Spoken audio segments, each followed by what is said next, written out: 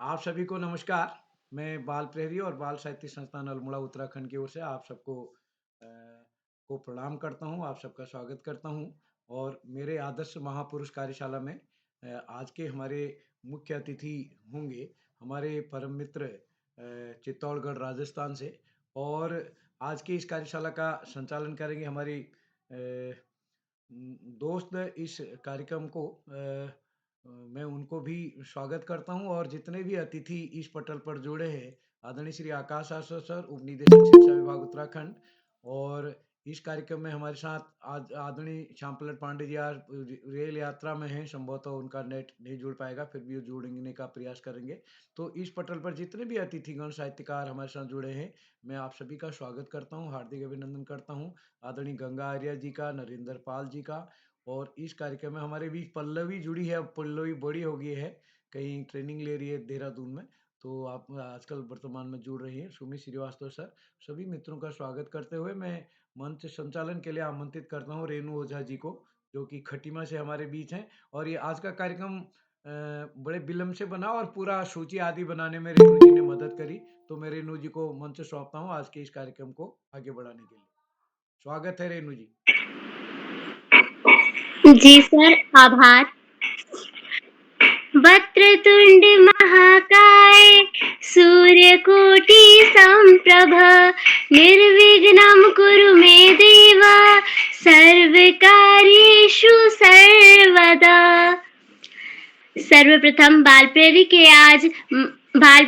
आज 811वें ऑनलाइन कार्यक्रम जो कि मेरे आदर्श महापुरुष कार्यशाला है, इसमें उपस्थित सभी सज्जनों, शिक्षकों, अभिभावकों, साथियों एवं सभी सम्मानित सज्जनों को मेरा नमस्कार। मैं रेणु ओझा कक्षा 11 आदर्श राजकीय बालिका इंटर कॉलेज खटीमा की छात्रा आज इस कार्यशाला का संचालन कर रही हूँ।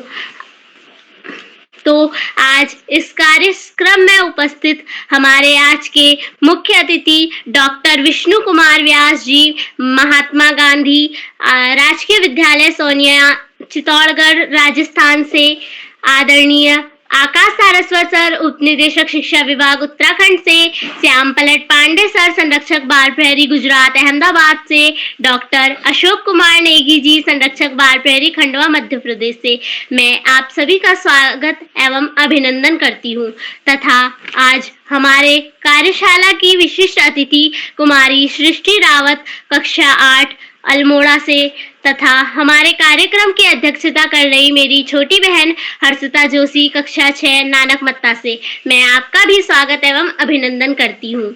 अब मैं आप लोगों को बताती हूँ कि मैं बाल प्रहरी से कैसे जुड़ी। बाल प्रहरी हमारे खटीमा में यहाँ बाल प्रहरी की प्रत्येक वर्ष 1 जनवरी से 5 जनवरी तक ऑफलाइन कार्यशालाएं लगती है, यहाँ वर्कशॉप लगती है बाल प्रहरी की। तो जिस वर्ष मैं कक्षा 6 में थी उस समय मैं बाल प्रहरी की इन वर्कशॉप में गई थी तथा यहाँ से मैं बाल प्रहरी से एवं आदरणीय उदय किरौला जी जो कि बाल प्रहरी के संपादक हैं इनसे जुड़ी और इसके पश्चात मैं इन वर्कशॉप से जुड़ती रही और आगे इसी तरह मैं सर के नेतृत्व में रही। उसके पश्चात अभी बाल प्रहरी की ऑनलाइन कक्षाओं से मैं इसी वर्ष जुड़ी हूँ और यह काफी मेरे लिए हर्ष का विषय है कि मैं आज 11वीं कक्षा में हूँ और आज भी बाल प्रहरी के इस कार्यक्रम से मैं जुड़ी हुई हूँ।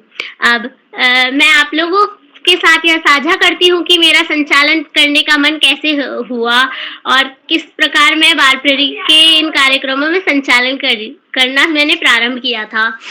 बाल प्रहरी में सर्वप्रथम संचालन मेरा जो था वो ऑफलाइन था, जो कि कक्षा 7वीं में मैंने बाल प्रहरी में किया था यही खटीमा में ऑफलाइन संचालन और इसके पश्चात मैंने गीत गायन कार्यशाला जो कि ऑनलाइन हुई थी यहाँ पर ऑनलाइन कार्यशाला में मैंने अपना प्रथम संचालन किया था और यह मेरे लिए काफी हर्ष की बात है कि यह मेरा आज तीसरा संचालन है। इसके लिए मैं आदरणीय उदय किरौला जी की आभार व्यक्त करती हूँ। अब मैं हमारी कार्यक्रम के आज के विशिष्ट अतिथि को इस मंच पर आमंत्रित करती हूँ, कुमारी सृष्टि रावत कक्षा 8 अल्मोड़ा से। बहन, क्या आप उपस्थित हैं? जी बहन, मैं यहाँ उपस्थित हूँ। क्या आप तक मेरी आवाज आ रही है? जी, आपकी आवाज आ रही है। आपका स्वागत है। जी, धन्यवाद। सबसे पहले तो मैं ज्ञानदायिनी माँ सरस्वती को नमन करती हूँ और यहाँ पर उपस्थित सभी व्यक्तियों को शिक्षकों को मेरा सादर प्रणाम। जैसे कि आप सभी जानते हैं कि आज बाल प्रहरी का 811 कार्यक्रम है, जिसमें कि आज का विषय है मेरे आदर्श महापुरुष। तो सबसे पहले तो मैं आज के हमारे मुख्य अतिथि आदरणीय डॉक्टर विष्णु कुमार व्यास जी, महात्मा गांधी राजकीय विद्यालय सोनियाना चित्तौड़गढ़ राजस्थान से, और आदरणीय श्री आकाश सारस्वत सर जी, उपनिदेशक शिक्षा विभाग उत्तराखंड से, आदरणीय श्री श्याम पलक पांडे सर जी, संरक्षक बाल प्रहरी अहमदा गुजरात से, आदरणीय श्री डॉक्टर अशोक कुमार नेगी जी, संरक्षक बाल प्रहरी खंडवा मध्य प्रदेश से, और आज के कार्यक्रम का संचालन कर रही मेरी छोटी बहन हर्षिता जोशी, नाम नानकमत्ता पब्लिक स्कूल से, और आज के कार्यक्रम का इतना सुंदर संचालन कर रही मेरी बड़ी बहन रेनू ओझा, कक्षा 11, राजकीय बालिका इंटर कॉलेज खटीमा, उधम सिंह नगर से। आप सबको मेरा सादर प्रणाम। और हम सबके प्रिय श्री उदय किराला सर जी, संपादक बाल प्रहरी अल्मोड़ा से। सबसे पहले मैं आपका बहुत बहुत आभार व्यक्त करना चाहती हूँ कि आपने मुझे आज दूसरी बार विशिष्ट अतिथि बनने का मौका दिया। मेरा नाम सृष्टि रावत है, मैं कक्षा 8 की छात्रा हूँ। मेरे विद्यालय का नाम राजकीय कन्या इंटर कॉलेज देवाल सल्ट अल्मोड़ा है। जैसे कि आप सभी जानते हैं कि आज बाल प्रहरी का 811वां कार्यक्रम है, जिसमें कि आज का हमारा विषय है मेरे आदर्श महापुरुष। तो सबसे पहले मैं बताऊंगी कि आज की कार्यशाला में होता क्या है। आज की कार्यशाला में हम सबको अपने कोई भी एक आदर्श महापुरुष के बारे में सबको बताना होता है। जैसे कि आपने आदर्श महापुरुष के लिए भी महान स्वतंत्रता सेनानी ले सकते हो, या फिर कोई महान साइंटिस्ट ले सकते हो, या फिर कोई अन्य जो आपको हो उनको ले सकते हो। तो आज की कार्यक्रम ने अपनी हमारे देश की स्वतंत्रता सेनानी जो मुझे बहुत पसंद है, रानी लक्ष्मीबाई के बारे में मैं आपको बताऊंगी। तो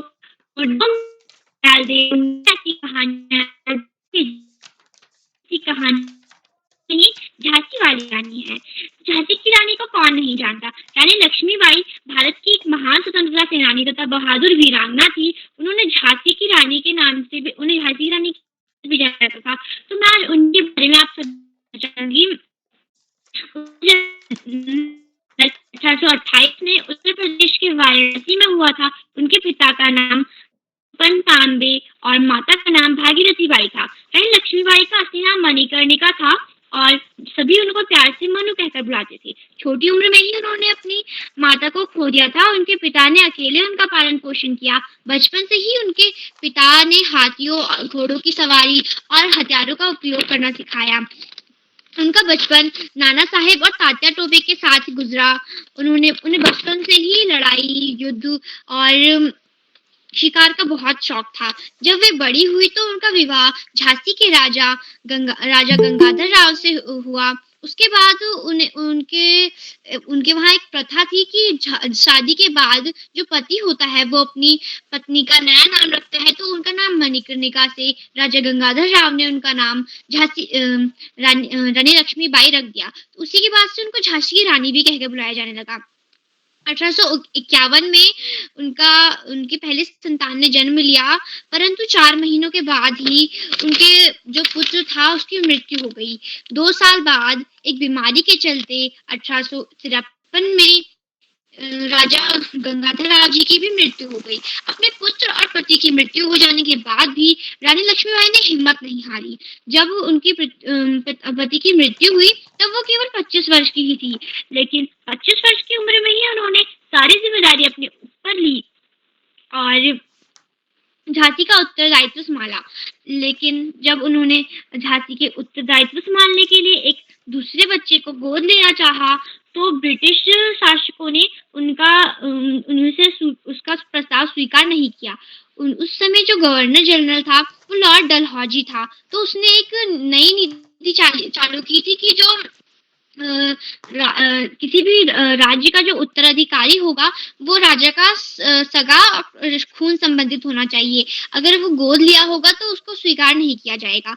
वो बहुत शातिर था और जब उसने पाया कि झांसी का कोई भी वारिस अभी तक नहीं है तो उसकी गंदी नजर थी झांसी पर और उसने झांसी पर कब्जा करना चाहा। तो परंतु रानी उसके विचारों को समझ चुकी थी, तो उसने झांसी देने से एकदम मना कर सबसे इनकार कर दिया। झांसी की रक्षा के लिए उन्होंने मजबूत सी सेना बनाई थी और अपने झांसी को बचाने के लिए अंग्रेजों से बहुत ही बहादुरी से सामना किया और आखिरी सांस तक उनसे लड़ती रही। उन्होंने एक नारा भी दिया था कि मैं अपनी झांसी को नहीं दूंगी। उन्होंने अंग्रेजों की गुलामी को ठुकराया और अपने हित के लिए लड़ाई करी, लेकिन अंततः 18 जून 1858 में वे लड़ते हुए वीर गति को प्राप्त हो गई। इतनी महान रानी जिसने अपनी झांसी के लिए अपनी कुर्बानी दे दी, ऐसी रानी को भी मेरा कोटि कोटि नमन। और इसी के साथ मैं अपने आज की वाणी को विराम देना चाहती हूँ और मंच अपनी रेणु ओझा को वापस पुनः सौंपना चाहती हूँ। धन्यवाद। हूँ नारी तो क्या हुआ मुझको ना समझना कम, हूँ नारी तो क्या हुआ मुझको ना समझना कम, रानी लक्ष्मीबाई की पढ़ लेना कहानी तुम, रानी लक्ष्मीबाई की पढ़ लेना कहानी तुम। बहन बिल्कुल ही बेहद आपने रानी लक्ष्मीबाई को अपना आदर्श मानते हुए उनके व्यक्तित्व के बारे में हमारे बीच में यहाँ रखा। वाकई जिसने बचपन में अपनी माँ को खो दिया हो और उसके विवाह के पश्चात अपने बालक को और पति को भी खो दिया हो, परंतु हार न मानते हुए अपने देश के लिए अपनी राजधानी के लिए लड़ाई की थी और वीर गति को प्राप्त हुई थी, ऐसी रानी काबिलिए तारीफ है। अब कार्यक्रम को आगे बढ़ाते हुए मैं आप सभी को कार्यक्रम के कुछ नियमों से अवगत करा देती हूँ। पहला, यदि कोई प्रतिभागी अपनी प्रस्तुति दे रहा है तो वह अपना माइक और कैमरा दोनों ऑन करके अपनी प्रस्तुति यहाँ पर प्रस्तुत करे। तथा दूसरा, यदि कोई प्रतिभागी यहाँ पर अपनी प्रस्तुति देता हो तो अन्य साथी एवं शिक्षक गण बीच में अपना माइक ऑन करके व्यवधान न डालें, इससे प्रतिभाग कर रहे प्रतिभागी को परेशानी हो सकती है। तीसरा, कि यदि कोई प्रतिभागी अपना प्रदर्शन यहाँ दे रहा हो और वह कहीं अटक जाता है तो परिवार के सदस्य उनकी सहायता ना करें, अपनी प्रस्तुति उन्हें खुद देने दें। अब कार्यक्रम को आगे बढ़ाते हुए आज की कार्यशाला, जैसे कि हमारी मेरे आदर्श महापुरुष आज की कार्यशाला है, तो इसके बारे में कुछ जानकारी मैं आप लोगों को देती हूँ। जैसे मेरे आदर्श महापुरुष, सभी के जीवन में एक ऐसा व्यक्ति होता है जिसके व्यक्तित्व को वह अपनाना चाहते हैं या फिर उनके व्यक्तित्व से वे प्रभावित होते हैं। वह चाहते हैं कि उनके जैसा वो बने या फिर उनके दिए गए विचारों पर वे चले। ऐसे ही इन्हीं विचारों को आज की इस कार्यशाला के माध्यम से यहाँ सबके बीच में रखा जाता है। अब इसी तरह कार्यक्रम को आज आगे बढ़ाते हुए मैं आमंत्रित करती हूँ यहाँ हमारे आज की कार्यक्रम की पहली प्रतिभागी मेरी छोटी बहन शैलजा भट्ट, कक्षा 9, पिथौरागढ़, उत्तराखंड से। बहन, क्या आप उपस्थित हैं? जी दीदी, मैं उपस्थित हूँ। आपका स्वागत है। धन्यवाद। आप सभी को मेरा प्रणाम। मैं शैलजा भट्ट, कक्षा 9, जेबी मेमोरियल मानस एकेडमी पिथौरागढ़ की छात्रा आज की मेरे आदर्श महापुरुष कार्यशाला में अपनी प्रस्तुति देने जा रही हूँ। मेरे आदर्श महापुरुष हैं भारत रत्न से सम्मानित अटल बिहारी वाजपेयी। मैं उनके बारे में अपने विचार रखने जा रही हूँ उनकी कुछ पंक्तियों के साथ। बाधाएं आती हैं आए, घिरे प्रलय की ओर घटाए, पांवों के नीचे अंगारे, सिर पर बरसे यदि ज्वालाएं, निज हाथों में हंसते हंसते आग लगाकर जलना होगा, कदम मिलाकर चलना होगा। अटल बिहारी वाजपेयी जी का जन्म 25 दिसंबर 1924 को ग्वालियर में कृष्णन बिहारी वाजपेयी के घर में हुआ था। उनकी प्रारंभिक शिक्षा स्थानीय ग्वालियर विद्यालय में हुई। उसके बाद उन्होंने ग्वालियर विक्टोरिया कॉलेज में बीए की पढ़ाई की। वह अपने कॉलेज में वाद विवाद प्रतियोगिताओं और भाषण में हमेशा अव्वल रहते थे। उन्होंने 1957 में लोकसभा का चुनाव जीता और बाद में 1962 से लेकर 1967 तक राज्यसभा के सदस्य रहे। उसके बाद जनसंघ के अध्यक्ष बने और 1977 में वह जनता राज्य में विदेश मंत्री भी बने और पहली बार यूएनओ में उन्होंने हिंदी में भाषण देकर हिंदी भाषा को सम्मान दिलाया, विश्व में सम्मान दिलाया था। राजनीति के साथ साथ 13 मई 1998 को पोखरण में दूसरा परमाणु परीक्षण कर दुनिया में भारत का डंका बजाया था।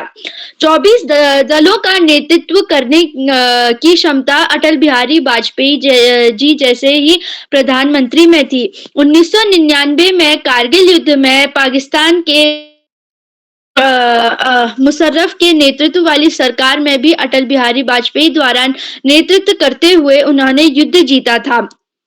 राजनीति के साथ साथ अटल बिहारी वाजपेयी जी अपने साहित्य में भी जुड़े रहते थे। उनकी कुछ प्रमुख रचनाएं हैं मृत्यु या हत्या, अमर बलिदान, कैदी कबीर राय की कुंडलियां, संसद में 3 दस्तक, अमर आग है आदि मेरी 51 कविताएं जैसी उन्होंने कविताएं लिखी है। अटल बिहारी जी की मृत्यु 16 अगस्त 2018 में 5:05 को हो गई थी।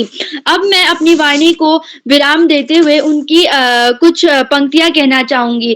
15 अगस्त का दिन कहता है आजादी अभी अधूरी है। 15 अगस्त का दिन कहता है आजादी अभी अधूरी है। सपने सच होने बाकी हैं, रावी की शपथ न पूरी है, रावी की शपथ न पूरी है। धन्यवाद, शुभ रात्रि। जी बहन, बहुत ही सुंदर प्रस्तुति आपकी रही। अटल बिहारी वाजपेयी जो कि एक हमारे देश के प्रधानमंत्री भी थे और पेशे से एक कवि भी थे, जिनकी विचार एवं कविताएं सबको प्रेरित करती थी। अब इसी तरह का आज कार्यक्रम को आगे बढ़ाते हुए मैं इस मंच पर आमंत्रित करती हूँ मेरे छोटे भाई देवेश पपने, कक्षा 7 नैनीताल से। भाई, क्या आप उपस्थित हैं?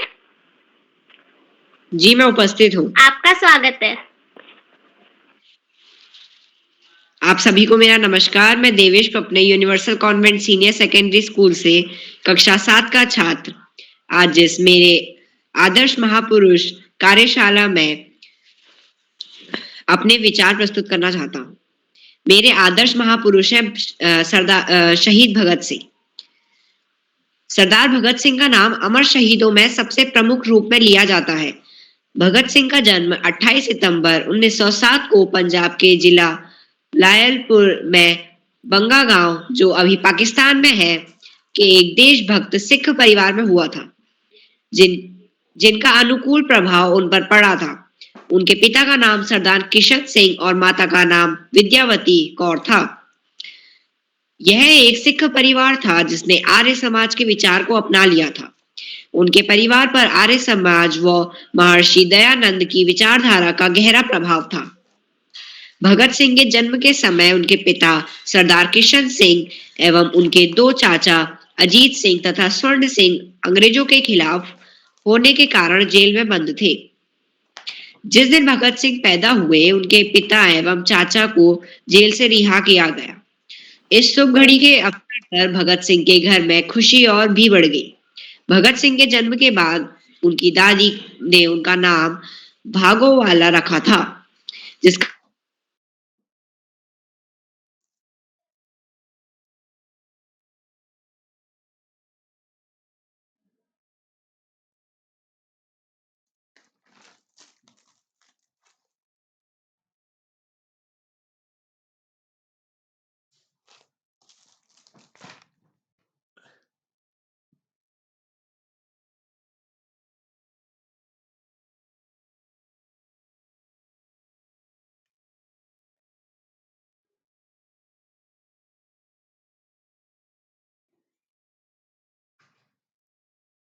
शक्तिशाली ब्रिटिश सरकार का मुकाबला किया, वह युवकों के लिए हमेशा ही एक बहुत बड़ा आदर्श बना रहेगा।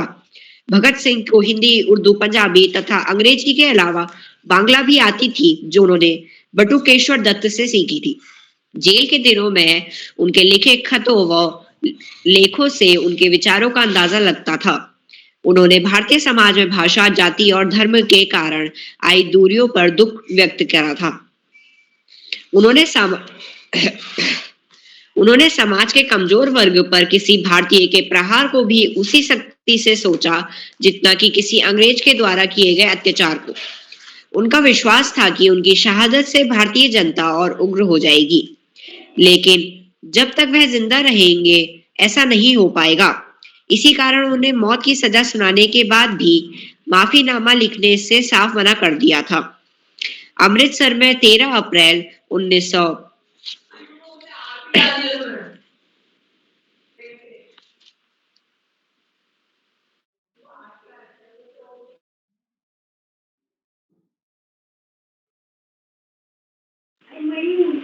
जी भाई, बहुत सुंदर प्रस्तुति आपकी रही यहाँ।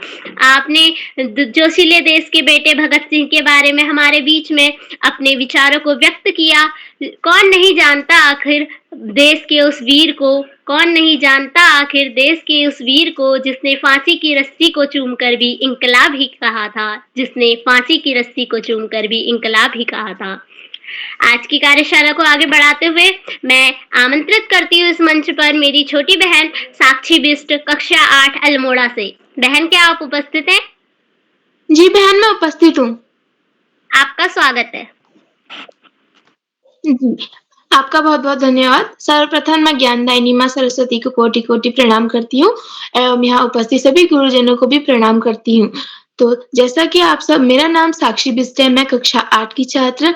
मेरे विद्यालय का नाम गुरु एकेडमी एनटीडी अल्मोड़ा विद्यालय है। तो जैसा कि आप सब जानते ही होंगे कि आज यहाँ मेरे आदर्श महापुरुष की कार्यशाला चल रही है। तो कई बच्चे अपनी अपनी प्रस्तुति बहुत सुंदर दे रहे हैं। तो मैं भी अपने आदर्श महापुरुष के बारे में आपको इसकी जानकारी देना चाहूंगी। तो मेरी ये आदर्श वीरांगना रानी लक्ष्मीबाई के बारे में है। झांसी की रानी वीरांगना लक्ष्मीबाई वास्तविक में मेरे आदर्श वीरांगना थी। सच्चा वीर कभी आपत्तियों से नहीं डरता, उसी प्रकार रानी लक्ष्मीबाई भी किसी विपत्तियों से नहीं डरती थी।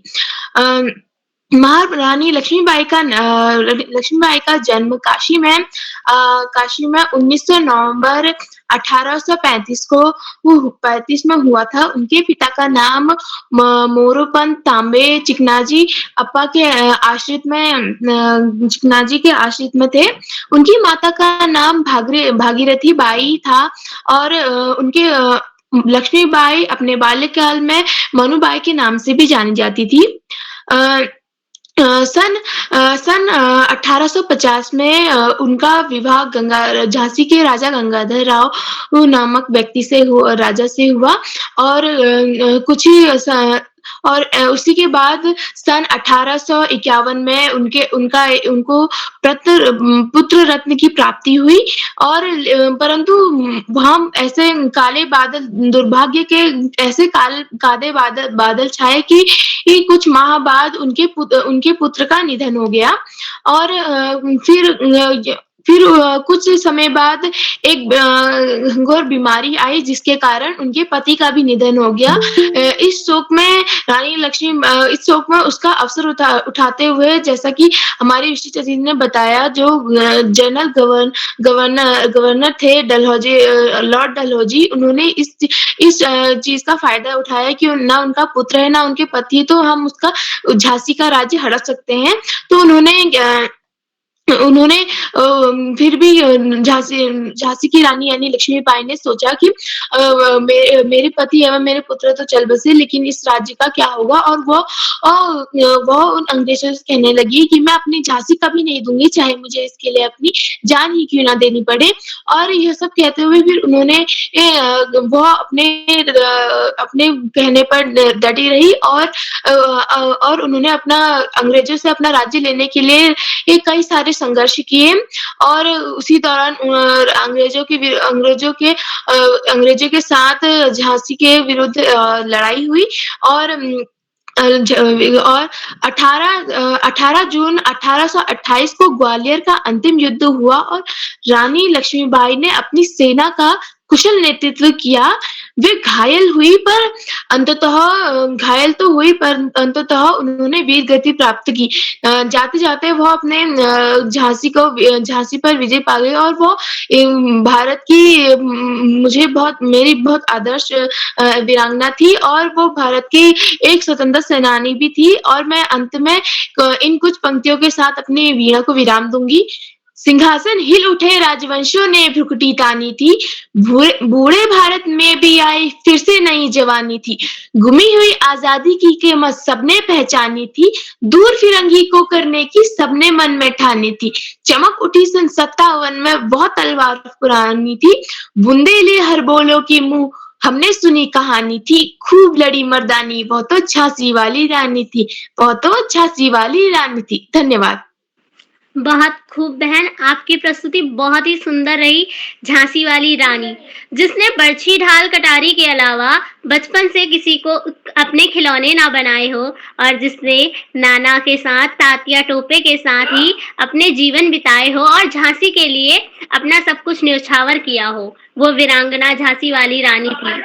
अब कार्यक्रम को आगे बढ़ाते हुए मैं इस मंच पर आमंत्रित करती हूँ टनकपुर चंपावत से कक्षा 6 की मेरी छोटी बहन नीलाक्षी कलौनी। बहन, क्या आप उपस्थित हैं? जी दीदी, मैं उपस्थित हूँ। आपका स्वागत है। आप सभी को मेरा प्रणाम। मेरा नाम नीलाक्षी कॉलोनी है। मैं कक्षा 6 की छात्रा हूँ। मेरे विद्यालय का नाम जैन पब्लिक स्कूल टनकपुर जिला चंपावत है। जैसे कि आप सब जानते हैं, आज बाल प्रहरी का 811वां ऑनलाइन कार्यक्रम है और आज मेरे आदर्श या मेरे प्रिय महापुरुष कार्यशाला है। तो कार्यशाला के मुख्य अतिथि डॉक्टर विष्णु कुमार व्यास, महात्मा गांधी राजकीय विद्यालय सरनियाना, चित्तौड़गढ़, राजस्थान से। सर, आपको मेरा सादर प्रणाम। कार्यक्रम की विशिष्ट अतिथि मेरी बड़ी दीदी सृष्टि रावत, कक्षा 8 GGIC दिव्यासर अल्मोड़ा से, एवं कार्यक्रम की अध्यक्षता करती हुई मेरी बहन हर्षिता जोशी, कक्षा 6 नारायण पब्लिक स्कूल से, एवं कार्यक्रम का सुंदर संचालन कर रही मेरी बड़ी दीदी रेनू ओझा, कक्षा 11 राजकीय बालिका इंटर कॉलेज खटीमा, उधम सिंह नगर से। दीदी, आपको कुशल संचालन की बहुत बहुत बधाई। तो अब मैं ज्यादा समय ना लेती हूँ, अपने आदर्श महापुरुष पे आपको भी कुछ बताती हूँ। मेरे आदर्श महापुरुष का नाम महात्मा गांधी है। उनका जन्म 2 अक्टूबर 1869 में हुआ था। उनकी माता का नाम पुतलीबाई था और महात्मा गांधी जी को सब बापू कह के जानते थे। उनके पापा का नाम करमचंद गांधी था। उनको सब बापू के नाम से जानते थे। वे हमारे देश के एक बहुत ही महान नेता थे। वे मेरे प्रिय महापुरुष इसलिए भी थे क्योंकि उनकी विचारधाराएं जो थी वो बहुत ही अच्छी थी, क्योंकि वो अंग्रेजों के खिलाफ लड़े। उन्होंने स्वच्छता अभियान भी चलाया। उन्होंने बहुत सारी चीजें करी जिससे वो मेरे प्रिय महापुरुष बने। वो राष्ट्रपिता के नाम से भी जाने जाते हैं और बापू के नाम से भी। उन्होंने हमारे भारत देश को 200 वर्षों की गुलामी से आजाद कराया।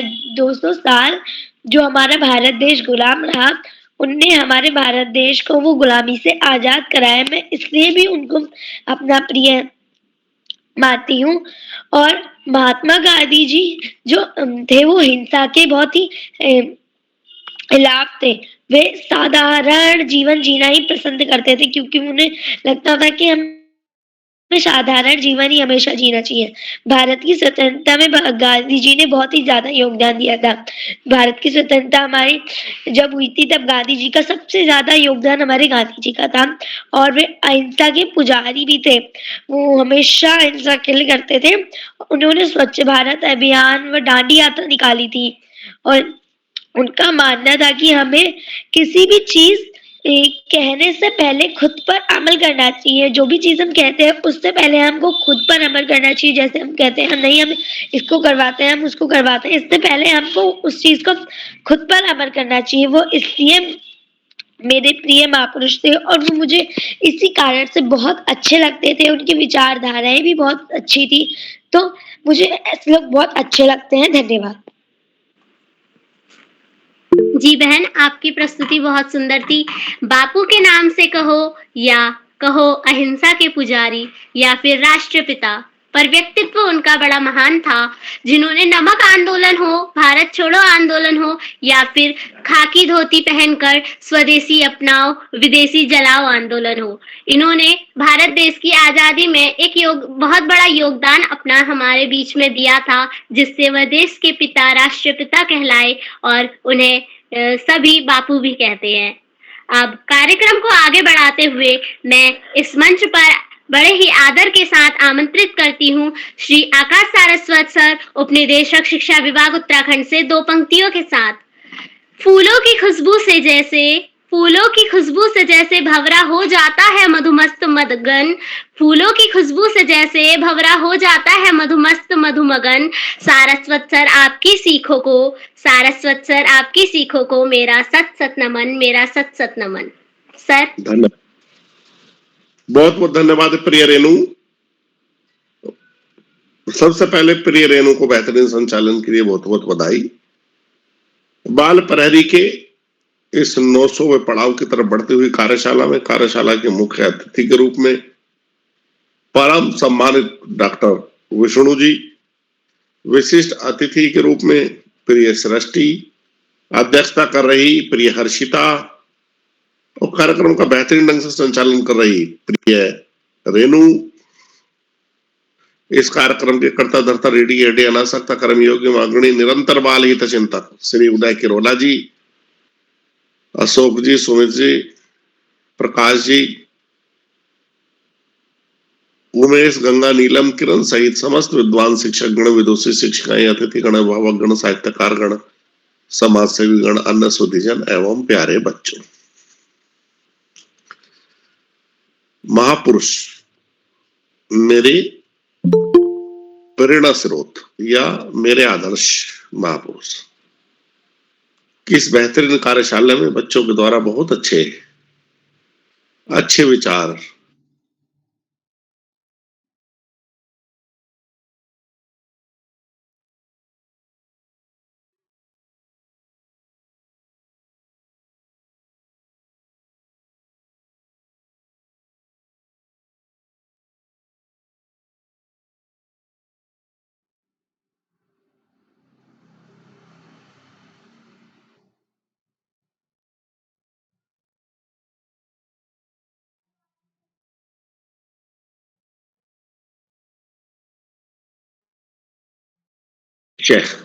उनका निश्चय बहुत दृढ़ था।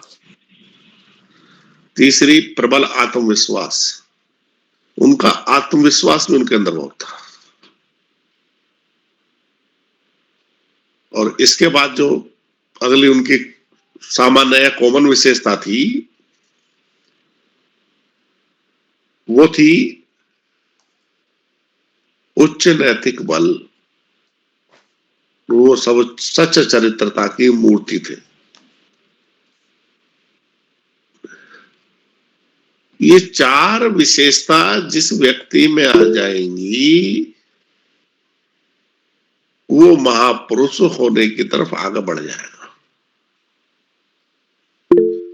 स्व अनुशासन, प्रबल आत्मविश्वास, दृढ़ निश्चय और उच्च नैतिक बल। और जो इनसे भी आगे थी, उनकी कथनी करनी में एक रूपता रहती थी और वो अच्छी बातों को सदा अपने आचरण में, अपने व्यवहार में अपनाते थे। प्यारे बच्चों, यदि हमारे कुछ प्रेरक महापुरुष हैं तो निश्चित रूप से हमें उनके विचारों के बारे में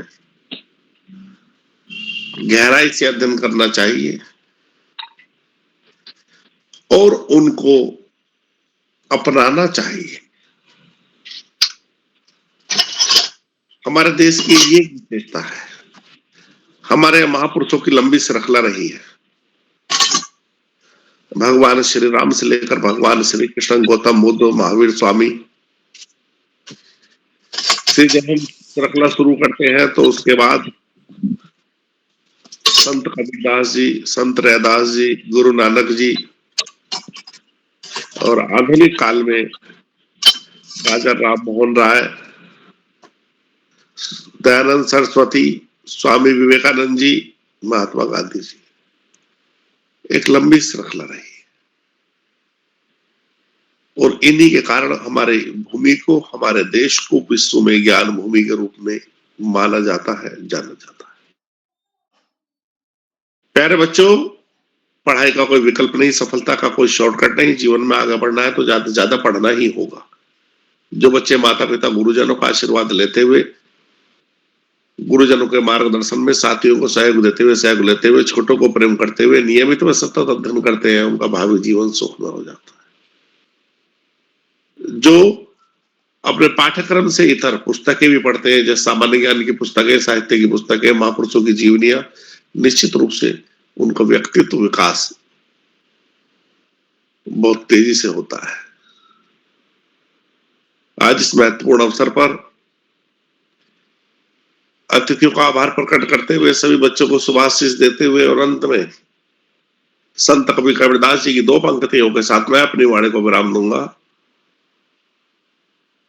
पोथी पढ़ी पढ़ी जगमुआ, पंडित भयानक होए, और ढाई आखर प्रेम का, पढ़े सो पंडित होए। धन्यवाद। जय हिंद, जय भारत। आभार सर आपका। आप प्रतिदिन इस कार्यक्रम से जुड़ के हमें इतने अच्छे विचारों से हमें प्रोत्साहित करते रहते हैं तथा संत कबीरदास जी के दोहे द्वारा हमें इतना प्रेरित करते हैं। आपने बिल्कुल सत्य कहा कि महापुरुष जिसको हम अपना आदर्श मानते हैं, उनके व्यक्तित्व के बारे में जानकारी रखना हमारे लिए, हमें जानकारी रखनी चाहिए। साथ ही साथ महापुरुष कोई भी बन सकता है, बस आपको अपने अंदर कुछ गुणों को अपनाना पड़ता है और आप देश प्रेम की भावना को अपने मन में जगाए रखें। इसी के साथ आगे बढ़ते हुए अब मैं कार्यक्रम को आगे बढ़ाते हुए इस मंच पर आमंत्रित करती हूँ हमारे आज की 5वीं प्रतिभागी दिव्या रावत, कक्षा 8, राणाकोट टिहरी से। बहन, क्या आप उपस्थित हैं? जी दीदी, मैं उपस्थित हूँ। क्या मेरी आवाज आप तक आ रही है? जी बहन, आपका स्वागत है। जी, मैं सर्वप्रथम ज्ञानदायिनी मां शारदा को प्रणाम करती हूँ। मेरा नाम दिव्या रावत है। मैं कक्षा 7वीं की छात्रा हूँ। मेरे विद्यालय का नाम शहीद भाग सिंह रावत राजकीय इंटर कॉलेज राणाकोट है। जैसे कि आज मेरे आदर्श महापुरुष कार्यशाला है, तो मेरे आदर्श महापुरुष का नाम रानी लक्ष्मीबाई है। रानी लक्ष्मीबाई भारत की एक महान वीरांगना तथा स्वतंत्रता सेनानी थी। उन्हें झांसी की रानी के नाम से भी जाना जाता था। उनका जन्म 19 नवंबर 1828 को वाराणसी में हुआ था। उनके पिता का नाम मोरोपंत तांबे तथा उनकी माता का नाम श्रीमती भागीरथी बाई था। उनके बचपन का नाम मणिकर्णिका था। प्यार से सभी उन्हें मनु बुलाते थे। वह बचपन से ही बहुत बहादुर, निडर व साहसी थी। वह युद्ध कला, घुड़सवारी तथा तीर अंदाजी में बहुत निपुण थी। वह नाना साहेब की देखरेख में बड़ी हुई थी। उनका विवाह 1842 में झांसी के राजा गंगाधर राव नेवालकर से हुआ था। गंगाधर राव तथा लक्ष्मीबाई का दत्तक पुत्र दामोदर राव था। गंगाधर राव की मृत्यु के बाद रानी लक्ष्मीबाई ने झांसी की बागडोर अपने हाथ में ली। उन्होंने झांसी को बचाने के लिए अंग्रेजों का बहुत बहादुरी से सामना किया। उन्होंने अंग्रेजों की गुलामी को ठुकराया और अपनी आखिरी सांस तक लड़ती रही। रानी लक्ष्मीबाई ने यह नारा भी दिया कि मैं अपनी झांसी को इन अंग्रेजों के हवाले कभी नहीं होने दूंगी। अतः वह 18 जून 1858 को अंग्रेजों से लड़ते लड़ते वीर गति को प्राप्त हो गई। धन्यवाद। जी बहन, बहुत सुंदर प्रस्तुति आपकी रही। वीरांगना झांसी की रानी, जिसने जो कि त्याग की प्रतिमा थी और नारियों के लिए एक वरदान भी थी, यानी कि एक आदर्श भी थी। तो अब कार्यक्रम को आगे बढ़ाते हुए मैं इस मंच पर आमंत्रित करती हूँ चिन्मयी शर्मा, कक्षा 7, असम से। क्या आप उपस्थित हैं? जी, मैं उपस्थित हूँ। क्या मेरी आवाज मंच पर पहुंच रही है? जी बहन, आपका स्वागत है। जी, धन्यवाद।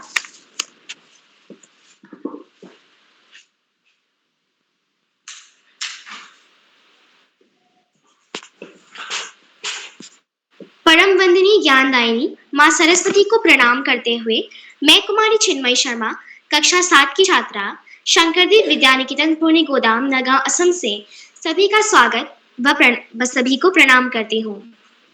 आज की कुशल संचालन कर रही रेणु दीदी को भी मैं अपनी तरफ से बहुत सारी शुभकामनाएं प्रेषित करती हूँ और सभी प्रतिभागियों को मेरी तरफ से प्रणाम।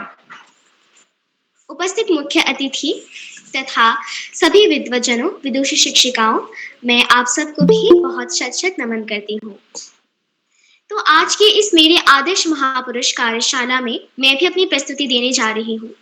मेरे आदर्श महापुरुष हैं लोकनायक श्रीमन शंकरदेव, जो कि असम के विख्यात महापुरुषों में से एक हैं। जब संसार के किसी अंश में धर्म की ग्लानि होती है और धर्म के नाम पर अत्याचार, अनाचार आदि का प्रारंभ होने लगता है, तभी वहां किसी अंश में महापुरुषों का आविर्भाव होता है। ठीक उसी प्रकार असम में एक समय बहुत धर्म के नाम पर अत्याचार, अनाचार, अविचार, अन्याय आदि का प्रारंभ हुआ था। तब महापुरुष श्रीमंत शंकरदेव का जन्म हुआ था। असम के भाषा संस्कृति के उत्थापक श्रीमंत शंकरदेव का जन्म हुआ था 1449 को वर्तमान असम के नगांव जिले के आलीपुखुरी नामक स्थान पर। वे एकाधार से एक सुनिपुण साहित्यकार और संगीतज्ञ थे।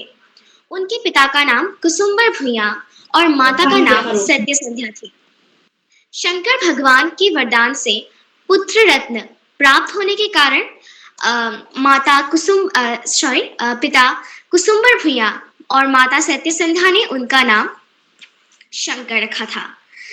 बचपन में ही इनके माता पिता का हो गया था। इनके चाचा और दादी ने इनका पालन पोषण किया। बाल्यावस्था में ये 13 साल की उम्र तक अपने दोस्तों के साथ खेल कूद में ही व्यस्त रहे। पढ़ाई लिखाई तक तो उन्होंने आंख भी नहीं मारा था। तब उनकी दादी खेरसूती ने महापुरुष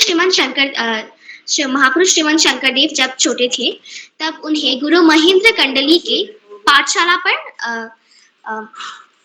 पर उनका नाम लिखवा दिया।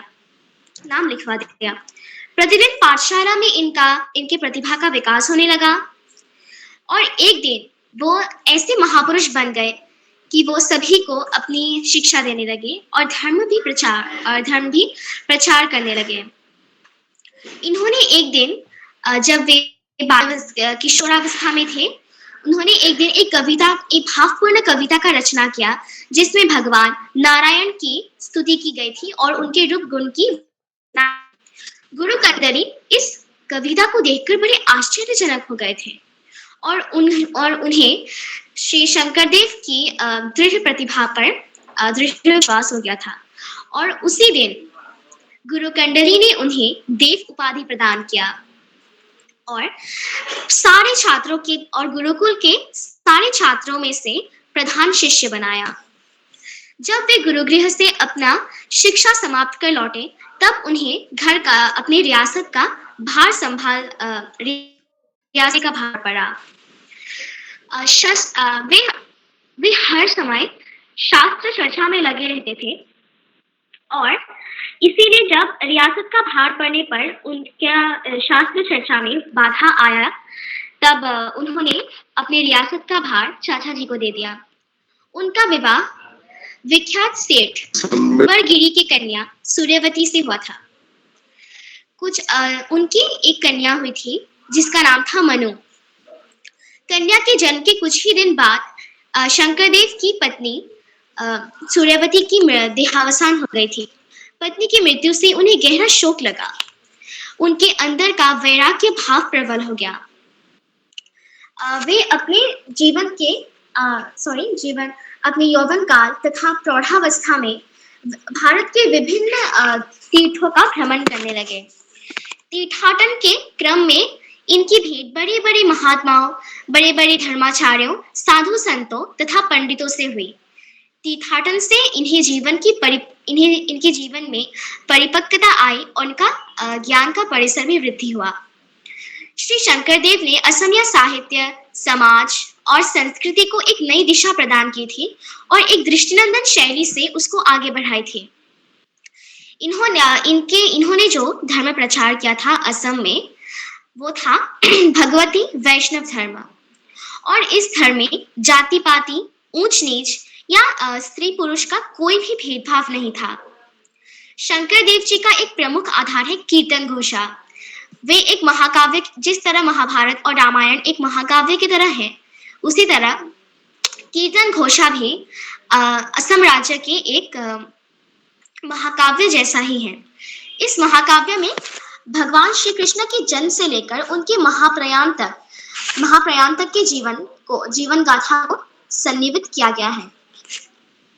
श्रीमान शंकरदेव महाकवि के साथ साथ महान नाटककार भी थे।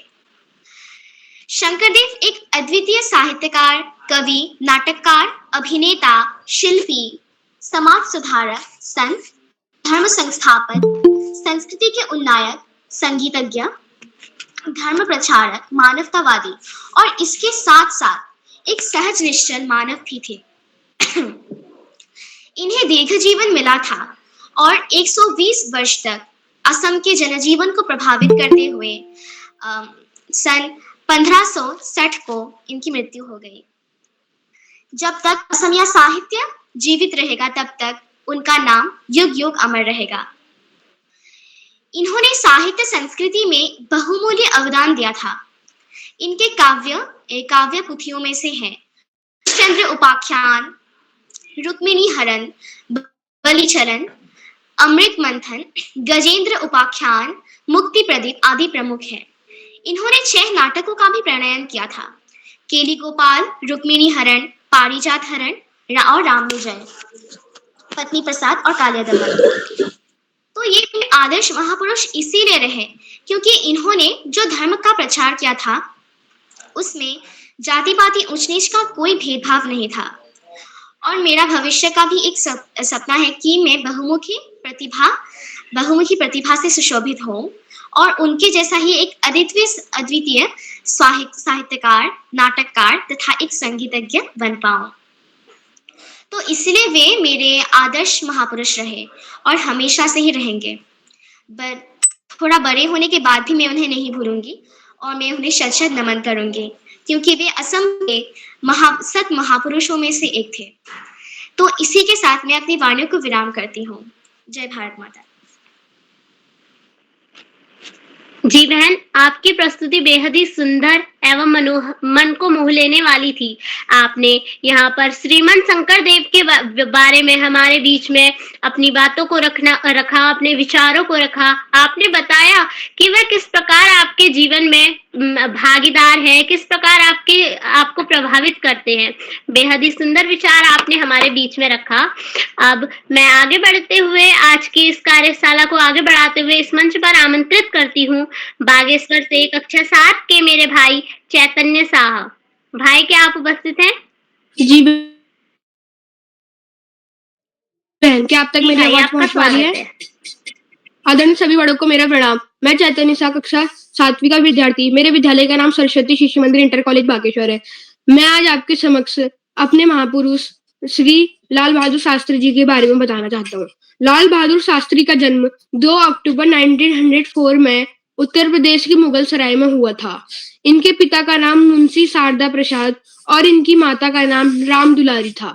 1928 में इनका विवाह मिर्जापुर निवासी गणेश प्रसाद की पुत्री ललिता से हुआ था।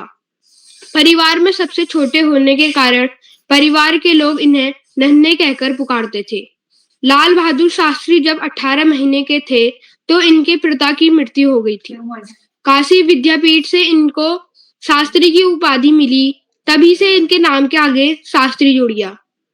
इन्होंने द्वितीय प्रधानमंत्री के रूप में सन 1964 से लेकर सन 1966 तक देश की सेवा की।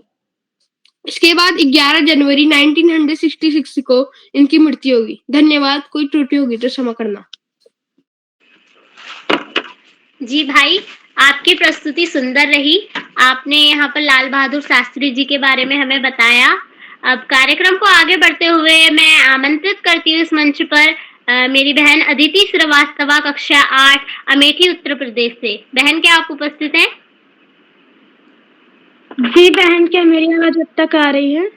जी बहन, आपका स्वागत है। जी दीदी, धन्यवाद। सर्वप्रथम मैं माँ सरस्वती को नमन करती हूँ। मेरा नाम आदित्य श्रीवास्तव है।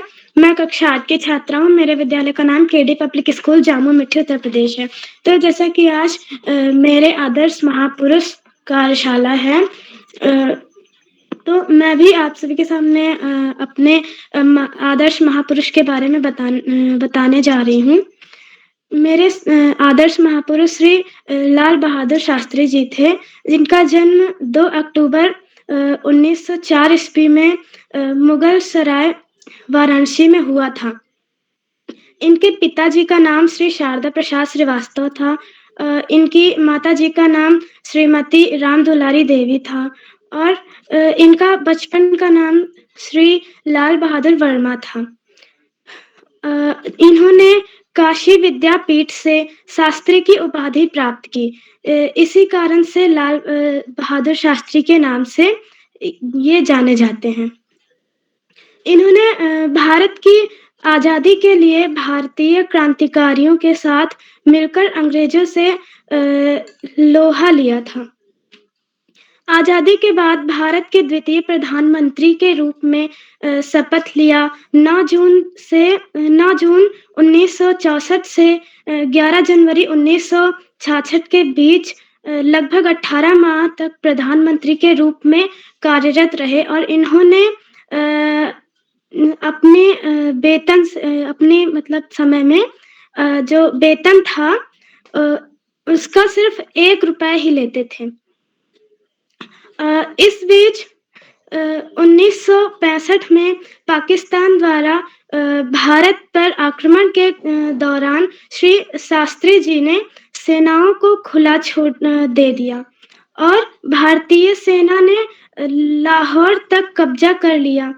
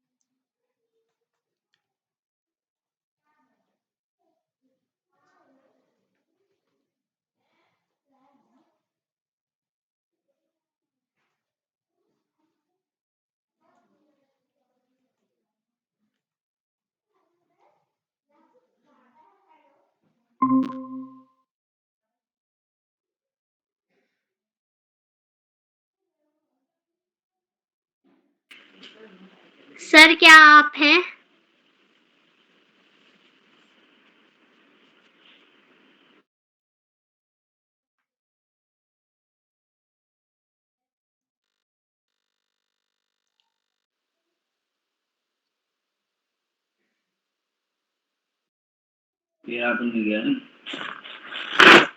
लगता है सर का नेट काम नहीं कर रहा है, तो आज की कार्यशाला को आगे बढ़ाते हुए मैं आमंत्रित करती हूँ हमारे अगले प्रतिभागी शुभांगी पंत, कक्षा 5, हवलबाग अल्मोड़ा से। क्या आप उपस्थित हैं? तो आगे बढ़ते हुए मैं इस मंच पर साहित्यकार, साहित्य प्रेमी, अभिभावक गण, प्यारे दोस्त, प्रतिभागी गण, साथ ही वरिष्ठ शिक्षाविद आकाश सारस्वत जी सर और विभिन्न अभिभावक गणों का मैं हार्दिक धन्यवाद ज्ञापित करता हूं। इस कार्यक्रम में जिस प्रकार मस्तिष्क के बिना शरीर का कोई महत्व नहीं,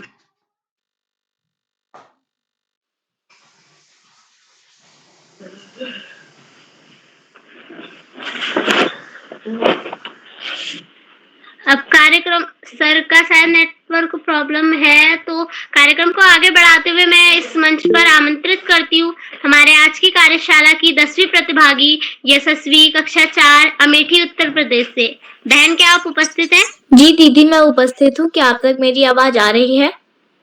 जी, आपका स्वागत है। जी धन्यवाद दीदी।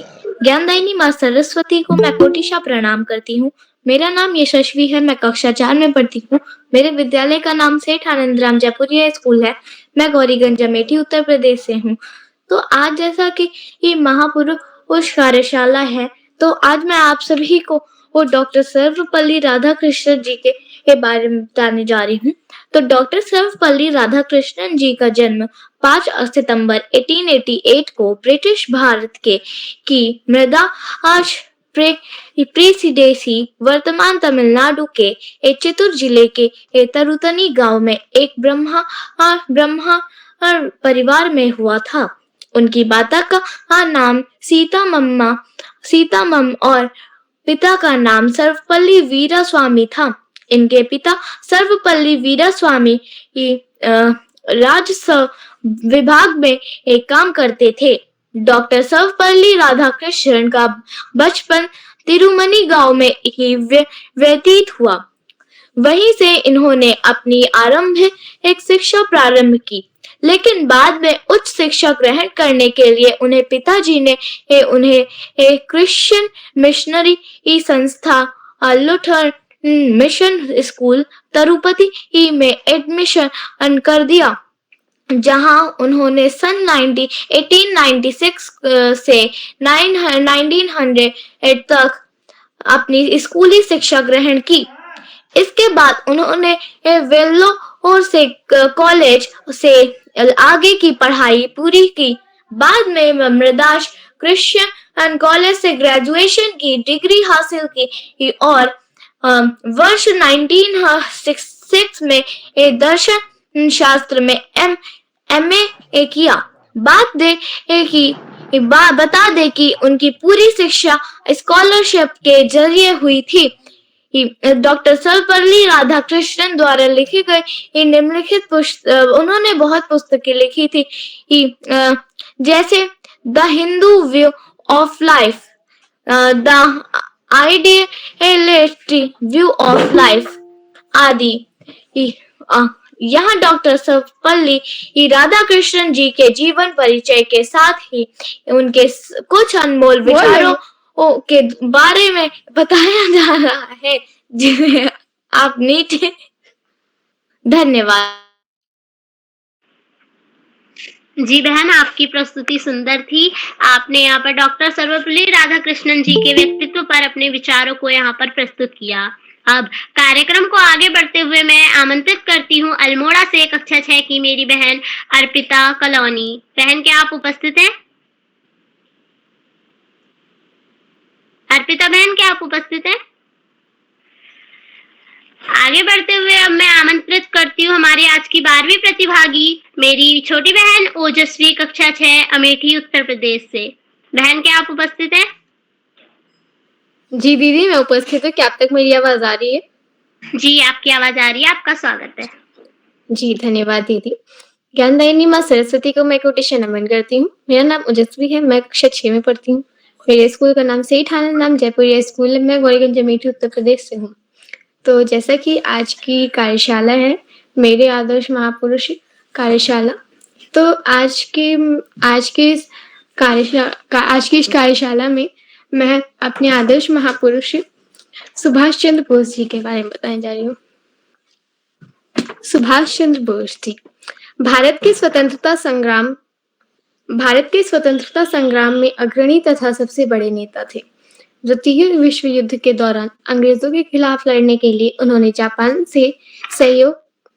के सहयोग से आजाद हिंद फौज का गठन किया था। उनके द्वारा दिया गया जय हिंद का नारा भारत का राष्ट्रीय नारा बन गया है। तुम मुझे खून दो, मैं तुम्हें आजादी दूंगा नारा भी उन्हीं का था, जो उस समय अत्यधिक प्रचलन में आए।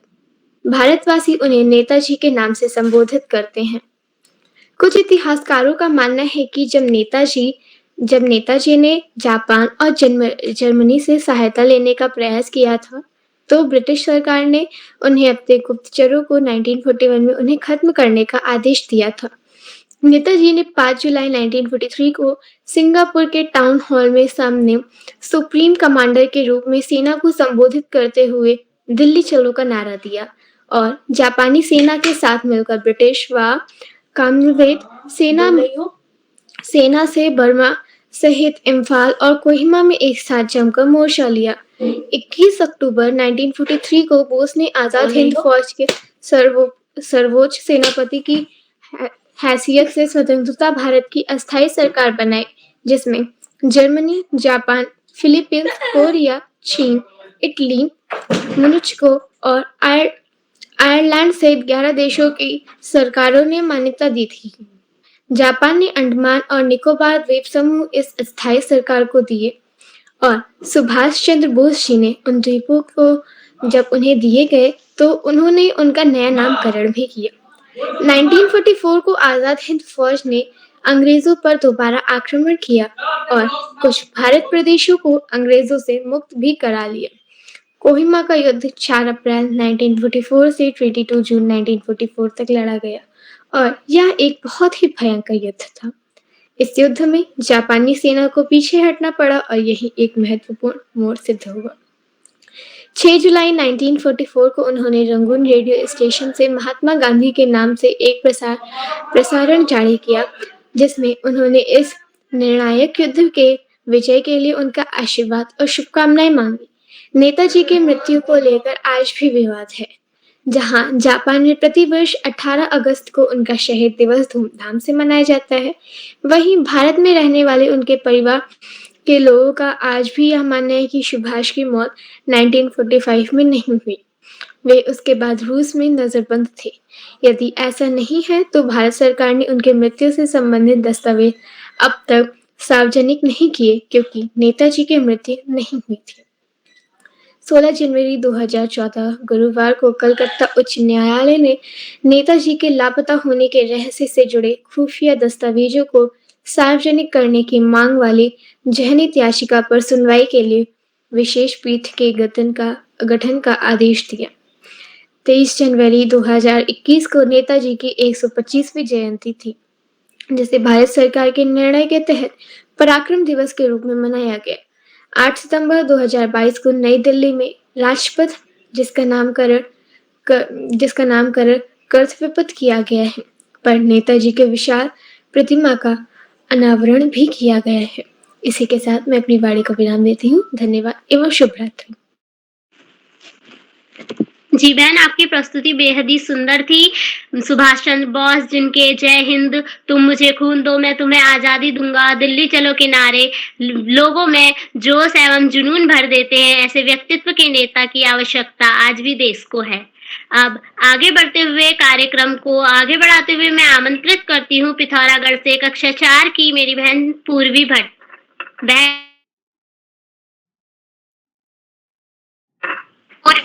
जी बहन, मैं उपस्थित हूँ। आपका स्वागत है। धन्यवाद। मेरा नाम पूर्वी भट्ट है। मैं कक्षा 4 जेबी मेमोरियल मानस एकेडमी की छात्रा आज मेरे आदर्श पुरुष कार्यशाला में अपनी प्रस्तुति देने जा रही हूँ।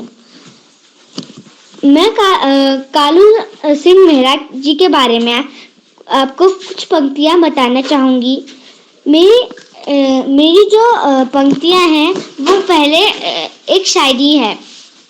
शहीदों की चिताओं पर हर बरस लगेंगे मेले, शहीदों की चिताओं पर हर बरस लगेंगे मेले, वतन पे मरने वालों पर का यही अंतिम निशान होगा, वतन पर मरने वालों का यही अंतिम निशान होगा।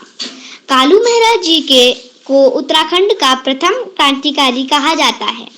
कालू मेहरा जी ने ही अंग्रेजों के खिलाफ 1857 में क्रांति वीर संगठन की स्थापना की थी।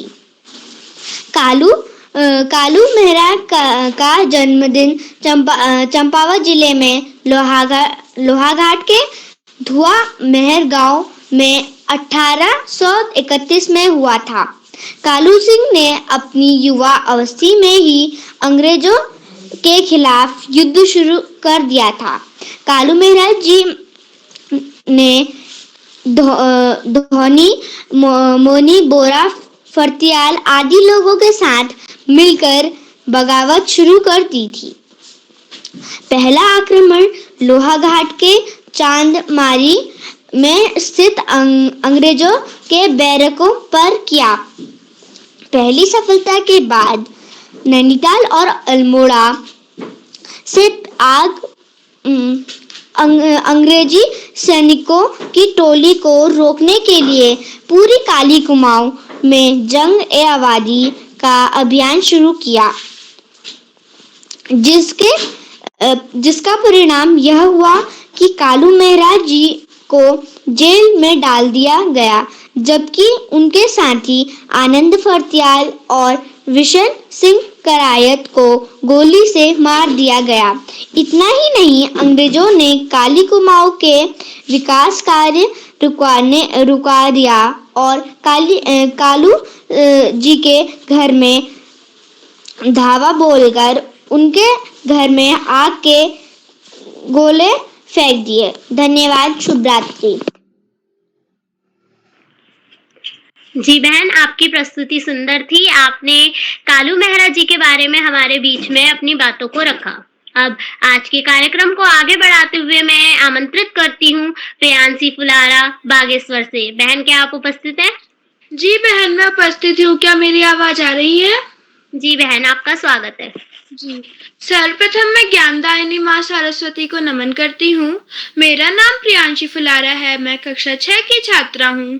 मेरे विद्यालय का नाम country wide public school Garud है। तो जैसा कि हम सब जानते हैं, आज मेरे आदर्श महापुरुष कार्यशाला है। तो आज मैं मेरे आदर्श महापुरुष महात्मा गांधी जी के बारे में 2 पंक्तियां आपके सामने रखने जा रही हूँ। मेरे आदर्श पुरुष महात्मा गांधी जी हैं। उनका जन्म 2 अक्टूबर 1869 को पोरबंदर, गुजरात में हुआ था। उनका पूरा नाम मोहनदास करमचंद गांधी था। उनके पिता करमचंद गांधी राजकोट के दीवान थे। उनकी माता पुतली बाई धार्मिक विचारों वाली महिला थी। गांधी जी ने अपनी प्रारंभिक शिक्षा पोरबंदर से की थी। उसके बाद उन्होंने अपनी बैरिस्ट्री की पढ़ाई साउथ अफ्रीका से की और गांधी जी को बच्चों से बहुत प्रेम था। गांधी जी को बापू, महात्मा और राष्ट्रपिता नामों से जाना जाता है। गांधी जी के विचार थे, मनुष्य इच्छाओं के बिना कुछ नहीं है, वह जो सोचता है वैसा ही बन जाता है। वे मेरे आदर्श पुरुष तब से बने जब मैंने उनके बारे में मेरे हिंदी की किताब में नौकर पाठ में पढ़ा। उसमें हमें गांधी जी के बारे में बहुत सी बातें बताई गई और ये भी बताया कि वे अपने सभी काम खुद करते थे। गांधी जी में सभी कामों को करने की अद्भुत क्षमता थी। गांधी जी स्वयं आश्रम में गेहूं बीनकर उसे चक्की पर आटा पीसने का काम किया करते थे और पूरे आश्रम में ठहरे हुए लोगों के लिए कुएं से पानी भर के लाने का काम भी वो खुद करते थे। दक्षिण अफ्रीका की जेल में उन्होंने सैकड़ों कैदियों को दिन में 2 बार भोजन परोसने का काम भी किया। गांधी जी की मृत्यु 30 जनवरी को हुई। मेरा मानना है कि अगर हम सब भी गांधी जी की तरह अपने छोटे मोटे काम खुद ही करें तो हम भी गांधी जी की तरह ही महान बन सकते हैं। इसी के साथ मैं अपनी वाणी को विराम देती हूँ। धन्यवाद। जी बहन, आज आपने बाल प्रेरी की इस कार्यशाला में अपने आदर्श महापुरुष यानी आदरणीय महात्मा गांधी जी के व्यक्तित्व के बारे में हमारे बीच में अपने विचारों को व्यक्त किया। महात्मा गांधी जी जो एक खाकी धोती पहनकर अपने जीवन को व्यतीत किया था, ऐसा नहीं था कि उनके पास धन संपत्ति की कमी थी, वह उनके पास संपूर्ण था, परंतु वह फिर भी एक साधारण जीवन जीने जीने पर विश्वास रखते थे। साथ ही साथ उनका विश्वास था कि अपने रोजमर्रा के कामों को स्वयं करना चाहिए। जैसे कि आपने अभी बताया कि आपके पाठ्य पुस्तक में एक अध्याय है नौकर वाला, तो इसमें एक इनकी एक छोटी-सी कहानी और है कि इनका एक साथी होता है जो काफ़ी कमज़ोर होता है। और इनके आश्रम जिस आश्रम में ये रहा करते थे वहाँ पर जब सबको केले दिए जाते हैं, तो इनके साथी को एक हमेशा धब्बे वाला केला मिलता है जिस पर धब्बा लगा रहता है। तो यह महात्मा गांधी से कहते हैं कि मेरे साथ ऐसा क्यों होता है, मुझे ऐसा क्यों दिया जाता है? तब गांधी जी उन्हें समझाते हुए कहते हैं जो होता है अच्छा होता है, हमेशा वो मनुष्य के भाग में आता है। और तुम्हें ये केला बाहर से तो दिख रहा है खराब है, पर यह तुम्हारे स्वास्थ्य के लिए काफी फायदेमंद है। साथ ही साथ वह रोज अपने कामों को करने के लिए, पानी भरने के लिए, यहाँ तक कि आश्रम में जो बर्तन हुआ करते थे उन्हें भी खुद मांजने पर भरोसा रखते थे। तो इसी तरह कार्यक्रम को आगे बढ़ाते हुए मैं आमंत्रित करती हूँ श्री श्याम पलट पांडे सर, संरक्षक बाल प्रहरी, गुजरात अहमदाबाद से। सर क्या आप उपस्थित हैं? श्री श्याम पलट पांडे सर। पांडे सर जी नहीं है, नेगी सर को बुला लीजिएगा। जी सर। तो मैं आमंत्रित करती हूँ डॉक्टर अशोक कुमार नेगी सर, संरक्षक बाल प्रहरी, खंडवा मध्य प्रदेश से। सर 2 पंक्तियों के साथ मैं आपको मंच पर आमंत्रित करती हूँ। कोई भी खुशबू जैसे मन को भाती है, जैसे कोई भी खुशबू जैसे मन को भाती है, वैसे ही हर प्रस्तुति पर आपकी टिप्पणी आती है। मन को भाते हैं हमको, मन को भाते हैं हमारे आप, मन को भाते हैं हमारे आप, ज्ञान के पिटारे को हमारे लिए खोल देते हैं आप। डॉक्टर अशोक कुमार नेगी जी। अरे भैया यार बच्चे बुलाते हैं। रेणु जी बहुत बहुत धन्यवाद, बहुत आभार आपका। कुमारी रेणु ओझा दीदी जो बड़ी दीदी कक्षा 11वीं की विद्यार्थी, राजकीय बालिका इंटर कॉलेज खटीमा उधम सिंह नगर से। आपने आज के कार्यक्रम का संचालन बहुत ही शानदार विश्वास और आत्मविश्वास से भरे हुए शब्दों के साथ किया। मैं आपकी प्रस्तुति के लिए आपको आमंत्रित करता हूं। आपका स्वागत है मंच पर दोस्त। रेणु दीदी। जी सर, आभार आपका। मैं रेणु ओझा कक्षा 11 आदर्श राजकीय बालिका इंटर कॉलेज खटीमा की छात्रा। जैसे बाल प्रहरी का आज यहाँ पर 811वां ऑनलाइन कार्यक्रम है जो कि मेरे आदर्श महापुरुष है। इसमें मैं अपने आदर्श महापुरुष जो जिनसे मुझे प्रेरणा मिलती है, जिनसे मैं सीख लेती हूँ, यानी आदरणीय भगत सिंह जी, इनके व्यक्तित्व के बारे में मैं यहाँ पर आप लोगों के बीच में अपने विचारों को रखना चाहती हूँ। जिनका जन्म 28 सितंबर 1907 में हुआ था लायलपुर जिले के बंगा गांव में। यह एक क्रांतिवादी नेता थे जिन्हें बचपन से ही जिनके रक्त में जुनून और देश को आजाद कराने का ही भाव दौड़ रहा था। एक बार जब इनके घर के बाहर इनके पिताजी कुछ उगा रहे थे, तो उस समय इन्होंने भी साइड में जाकर खोद कर वहां पर इन्होंने एक बंदूक को जमीन में गाड़ा। तब इनके पिताजी आए वहां और उन्होंने इनसे पूछा था कि तुम ये क्या कर रहे हो। तब भगत जी ने उन्हें यह जवाब दिया कि मैं बंदूक उगा रहा हूँ ताकि इसका एक बड़ा वृक्ष हो और इसकी सहायता से मैं अंग्रेजों को यहाँ से भगाकर अपने भारत को आजाद कराऊं। ऐसी विचारधारा रखने वाले व्यक्ति जो बचपन से ही यह विचारधारा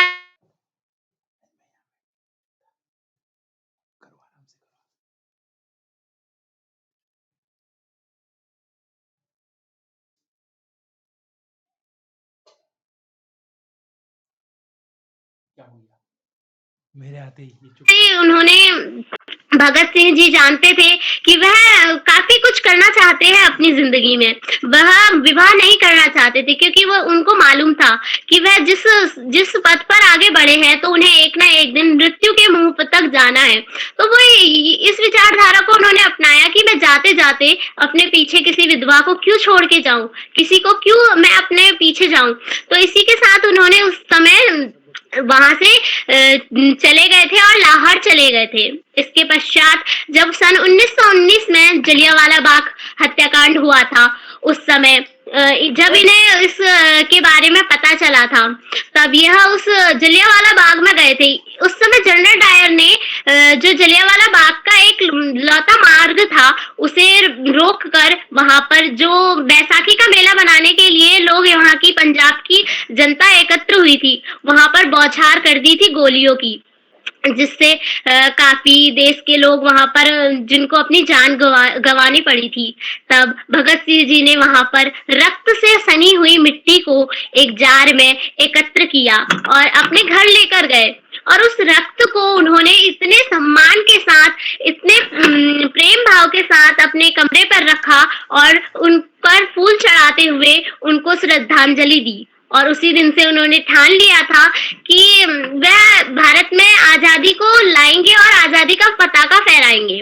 वैसे तो जो हमारे भारत में आजादी का संग्राम हुआ था, इसमें काफी नेताओं ने अपना सहयोग दिया था, जैसे महात्मा गांधी। वह अहिंसा के पुजारी थे, उन्हें हिंसा तनिक नहीं भाती थी। परंतु जो ये भगत सिंह थे वह इसके बिल्कुल विपरीत थे। इन्होंने हिंसा का मार्ग अपनाया था, परंतु देश के हित के लिए। जब इन पर यह आरोप लगाया गया था कि इन्होंने लाहौर में बम को फेंका था और लाहौर की व्यवस्था को भंग करने की कोशिश की थी। इसी समय उन्हें जेल में बंद कर दिया गया था क्योंकि लोगों का मानना था कि लाहौर षड्यंत्र इन्होंने रचा है। तब जेल में बंद होने के बाद भी इन्होंने अपनी आजादी की भावना को नहीं त्यागा था। 23 मार्च 1931 को इनको फांसी, 24 मार्च को वैसे तो इनको फांसी दी जानी थी, परंतु जो अंग्रेजी सरकार थी उनको यह भय हो गया था कि जब हम इनको फांसी के लिए ले जाएंगे तो जुलूस जो है वो आगे आ जाएगा और फांसी में अवरोधक बन जाएगा। इसी के डर से उन्होंने 11 घंटे आगे करते हुए इनकी मृत्यु को 23 मार्च 1931 को ही कर दिया था। और मुझे इनकी यह बात बहुत ही प्रिय लगती है कि जैसे कि हम आज के विद्यार्थी अपनी ही पुस्तकों को पढ़ने से कतराते हैं, परंतु आदरणीय भगत सिंह जी ने जेल में रहते हुए भी जेल को कभी कैद खाना नहीं समझा था और कैद खाना समझा नहीं था। वहां पर भी उन्होंने अपनी पढ़ाई को कभी बंद नहीं करा था। अंतिम समय में भी उन्होंने अपने वकील द्वारा एक पुस्तक मंगाई थी और वह चाहते थे कि वह उस पुस्तक को पूर्ण रूप से पढ़े और उन्होंने अपने पूरे जीवन काल में अत्यधिक पुस्तकों का पाठन किया था। साथ ही साथ अनेक पुस्तकें उन्होंने लिखी भी थी, परंतु काल चक्र ने उनकी मृत्यु को देखा था। पर वह ऐसे वीर थे जिन्होंने अपनी अंतिम शब्द में भी इंकलाब बोला था। एक बात मुझे और भाई थी, जब उनके अंतिम समय में उनके 2 और साथी सुखदेव और राजगुरु थे उनके साथ, तब उन्होंने बोला था कि भगत सिंह, अब हमारा अंतिम समय आ ही चुका है, अब हम ईश्वर को याद करते हैं। तब भगत सिंह जी ने बहुत ही सहनशीलता के भाव से यह जवाब दिया कि मैं इतना स्वार्थी नहीं हो सकता। अपने पूरे आजीवन में मैंने आज तक ईश्वर का स्मरण नहीं किया है। अगर मैं अभी अपनी मौत के समय उनका स्मरण करूंगा तो उन्हें ऐसा नहीं लगेगा कि मैं उनको जीवन देने के लिए आभार कर रहा हूँ, बल्कि उन्हें ऐसा लगेगा कि मैं अपने जीवन का दान मांग रहा हूँ और यह मुझे कतई मंजूर नहीं है। अगर हम कहें तो उनकी सिर्फ केवल एक इच्छा थी कि वह अगले जन्म में भी भारत के बेटे बनकर भारत को आजाद कराने के लिए जोश और जुनून के साथ इस धरती पर जन्म लेना चाहते थे। इस धरती पर भारत के इस बेटे की काफी वीर कहानी है। यद्यपि मेरी बातों में त्रुटि हुई थी तो मुझे क्षमा कीजिएगा। अंतिम 2 पंक्तियों के साथ मैं अपनी वाणी को विराम देती हूँ। इंकलाब की गूंज ही रूह से मेरी निकलती रही, फांसी पर देह लटक गई, पर आजादी ही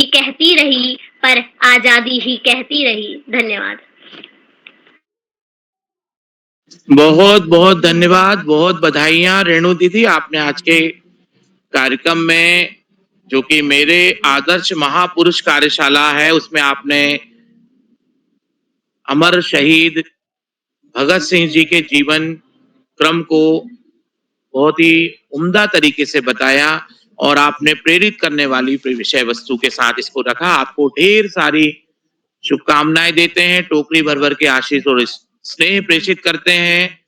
आप संचालन कला कौशल में तो अपनी आभा बिखेर ही रही है और आपकी प्रस्तुति भी बहुत ही शानदार है। आपको एक बार पुनः मैं ढेर सारी शुभकामनाएं, बधाइयां देता हूं। बाल प्रहरी मंच पर बाल प्रहरी का 811वां ऑनलाइन कार्यक्रम का मुख्य अतिथि स्वीकार कर रहे आदरणीय डॉक्टर विष्णु कुमार व्यास जी, महात्मा गांधी राजकीय विद्यालय सोनियाला, चित्तौड़गढ़, राजस्थान से आपका बहुत अभिनंदन, आभार और धन्यवाद ज्ञापित करते हैं। आपने आज बाल प्रहरी मंच पर अपनी सक्रिय सहभागिता कर और बाल प्रहरी के प्रति जो स्नेह ज्ञापित किया, उसके लिए आपको बहुत बहुत आभार और साधुवाद प्रेषित करते हैं। बाल प्रहरी मंच पर विशेष अतिथि के रूप में कुमारी सृष्टि रावत जी अल्मोड़ा से, आपका बहुत अभिनंदन है। अध्यक्षता का भार वहन करने वाले हमारी दोस्त हर्षिता जोशी जी, कक्षा 6 नानक मत्ता पब्लिक स्कूल से, और संचालन करने वाले हमारे दोस्त रेणु ओझा जी, आप सभी को बहुत सारी शुभकामनाएं और बधाइयां। प्रतिभाग करने वाले दोस्तों में शैलजा जी उत्तराखंड से, पिथौरागढ़ देवेश पपने जी, नैनीताल साक्षी बिष्ट जी, अल्मोड़ा से नीलाक्षी कलोनी जी, चंपावत से दिव्या रावत जी, टेहरी से चिन्मयी शर्मा जी, नौगांव असम से। आप बहुत दिनों बाद जुड़ी हैं चिन्मयी दीदी, आपकी हम प्रतीक्षा करते हैं। चैतन्य शाह जी बागेश्वर से, अदिति श्रीवास्तव जी अमेठी उत्तर प्रदेश से, शुभांगी पंत जी हवलबाग अल्मोड़ा से, कक्षा 5 की नन्हे मुन्नी दोस्त हैं आप, और यशस्वी जी कक्षा 4 गौरीगंज अमेठी से, कक्षा 4, आपका बहुत अभिनंदन। अर्पिता कलोनी जी अल्मोड़ा से, ओजस्वी जी कक्षा 6 अमेठी उत्तर प्रदेश से, और पूर्वी भट्ट जी कक्षा 4, प्रियांशी फुलारा जी बागेश्वर से, आपका ढेर अभिनंदन और बधाइयां और स्वागत करते हैं। आपने आज अपने पसंद के साथ साथ आपके जो आदर्श हैं उन महापुरुषों को लेकर जो प्रस्तुतियां दी हैं, निश्चित रूप से हम अपने जीवन में कोई ना कोई एक सीख उनके प्रेरणा से प्राप्त करेंगे और अपने जीवन को एक मार्गदर्शित करेंगे। आप सभी को ढेर सारी बधाइयां और शुभकामनाएं प्रेषित करते हैं। आज के कार्यक्रम में हमेशा की तरह हमें मार्ग प्रशस्त करने वाले आदरणीय आकाश सारस्वत सर, आदरणीय उदय किरोला सर, जो हम सभी को एक सूत्रता में बांध के रखते हैं, आपका बहुत अभिनंदन, कोटि से वंदन और स्वागत अभिनंदन करते हैं। और आज श्याम पलट पांडे सर व्यस्तताओं के कारण उपस्थित नहीं हो पाए, उनको भी हम स्मरण करते हैं, उनको धन्यवाद ज्ञापित करते हैं। और बाल प्रहरी मंच से जितने भी साथी जुड़े हुए हैं उन सभी का हम अभिनंदन करते हैं। शिक्षाविद, शिक्षक साथी, रचनाकार, साहित्य धर्मी और नन्हे मुन्ने दोस्तों, आप सभी को हार्दिक आभार और धन्यवाद प्रेषित करते हुए मैं अपनी वाणी को विराम देता हूँ। शुभ रात्रि के साथ विदा लेते हुए एक बार पुनः रेणु दीदी को मैं मंच सौंपता हूँ। रेणु ओझा दीदी, बहुत बहुत धन्यवाद, बहुत आभार आपका। शुभ रात्रि। जी सर, आभार। जी सर, आभार आपका। तो आपने सुंदर वचनों के साथ हमें यहाँ पर प्रोत्साहित किया।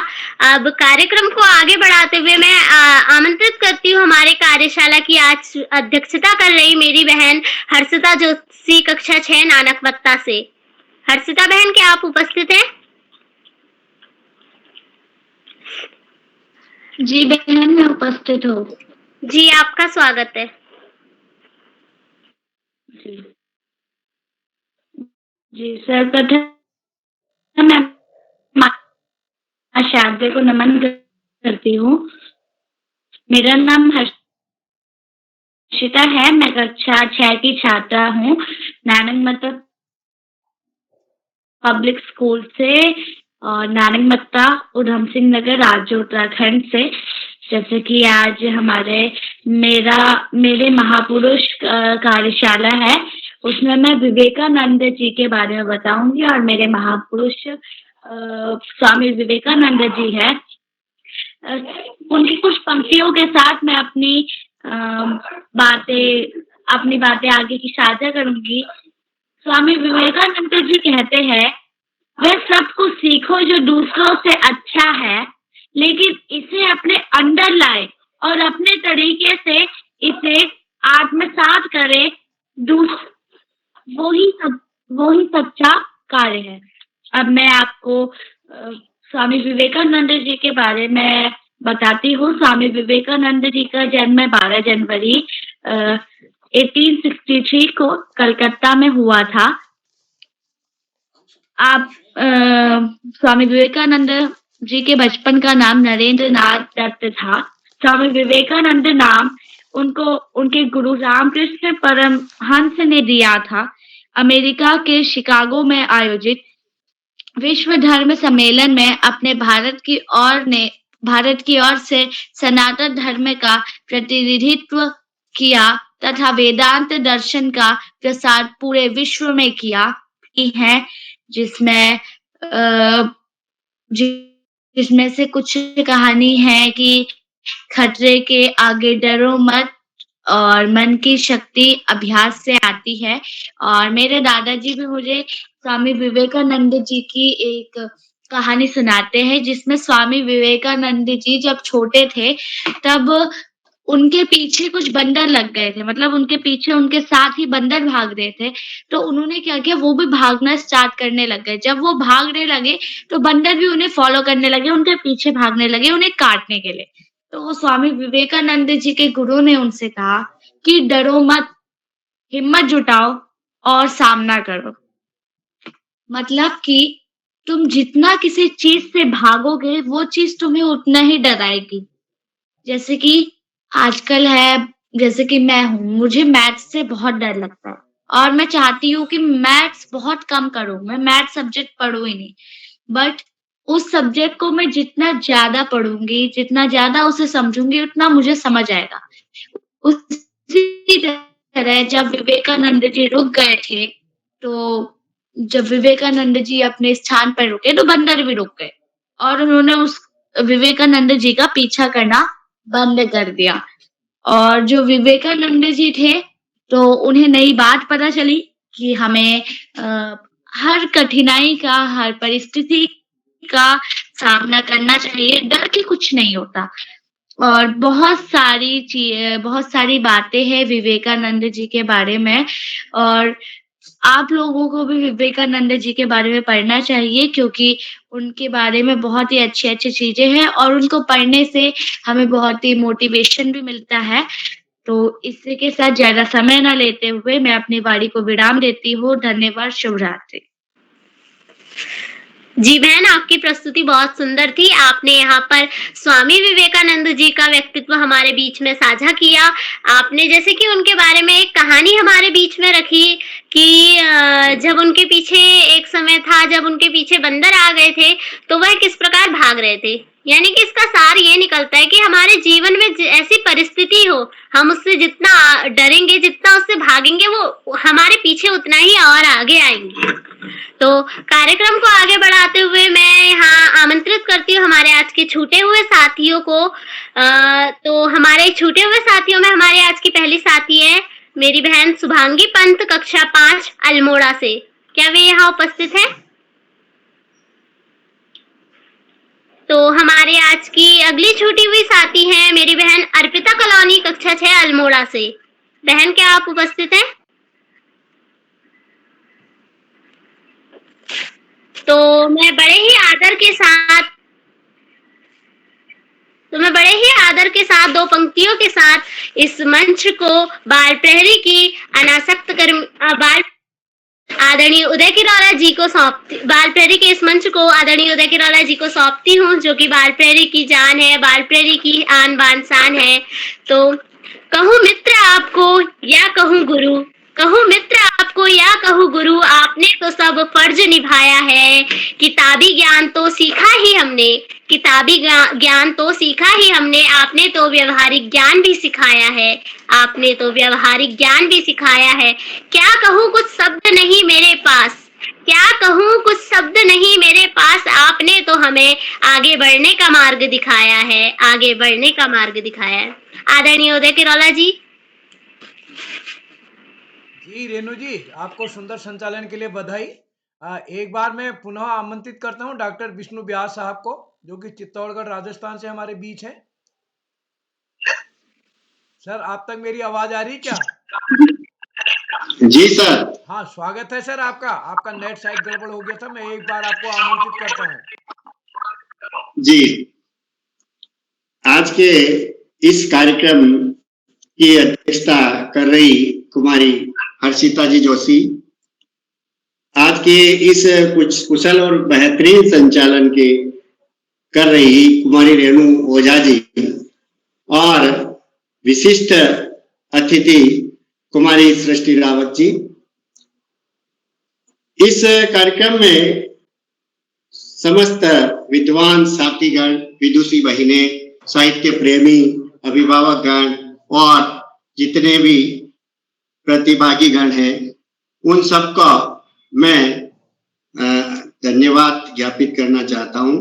और इस आज के इस बाल प्रहरी कार्यक्रम 811वां बाल प्रहरी का कार्यक्रम रखा गया है, जिसका विषय मेरे आदर्श महापुरुष कार्यशाला के सूत्रधार किरोला जी सर का हार्दिक आभार, बहुत बहुत बधाइयां कि आपने नन्हे मुन्ने बाल साहित्यकारों को मंच प्रदान किया, साथ ही उन्हें विभिन्न विषयों विधाओं, जैसा कि मैं प्रतिदिन देखता हूं कि आपने विभिन्न विषयों में और विधाओं में बच्चों को लेखन कार्य के प्रति प्रेरित किया है, साथ ही उनको सशक्त अभिव्यक्ति का आधार प्रदान किया है।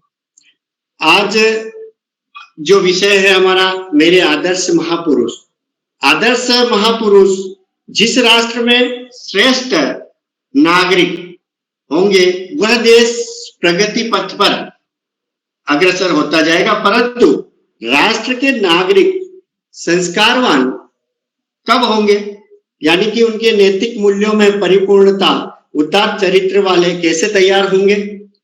वो हमारी नवीन पीढ़ी, जो कि नवीन ऊर्जा, नवीन कल्पनाओं के माध्यम से और शिक्षा, साहित्य, संस्कार के साथ साथ सांस्कृतिक मूल्यों को हमारे आदर्श महापुरुषों की प्रेरणा की ही प्रगति पथ प्रदान कर सकेगी। अब इनमें महापुरुषों के लिए जिस प्रकार मस्तिष्क के बिना शरीर का कोई महत्व नहीं होता है, उसी प्रकार बिना व्यक्तित्व और परिवार, समाज और राष्ट्र की कल्पना करना भी संभव नहीं है।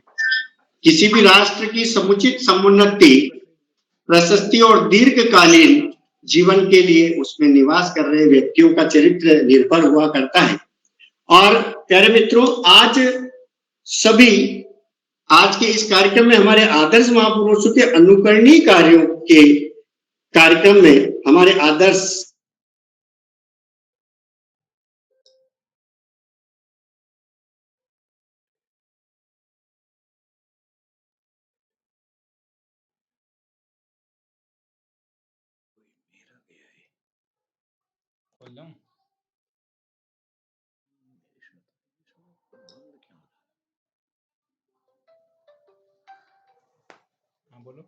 योग्यता, उदारता, सहिष्णुता, संवाद कौशल आदि अनेक गुण हैं जो कि हम जीवन में उतार सकेंगे। हमारे आदर्श महापुरुष सभी जैसे कि कुमारी शैलजा भट्ट कक्षा 9 ने अटल बिहारी वाजपेयी के बारे में बताया, और जिश्री देवेश जी अपने द्वारा भगत सिंह जी के बारे में बताया। कुमारी शास्त्री बिष्ट ने झांसी की रानी लक्ष्मीबाई के बारे में, और कुमारी नीलाक्षी कलोनी ने मोहनदास करमचंद जी गांधी बापू के बारे में जो अपने विचार रखे। इसी प्रकार डॉक्टर APJ अब्दुल कलाम, सुभाष चंद्र बोस, सरदार वल्लभ भाई पटेल और लाल बहादुर शास्त्री, जवाहरलाल नेहरू और महाराणा प्रताप, जैसा कि मैं चित्तौड़गढ़ राजस्थान से निवास करता हूं, तो यहाँ हमारे महाराणा प्रताप का शौर्य और उनकी गाथाएं, और उनसे भी हम प्रेरणा ले सकते हैं।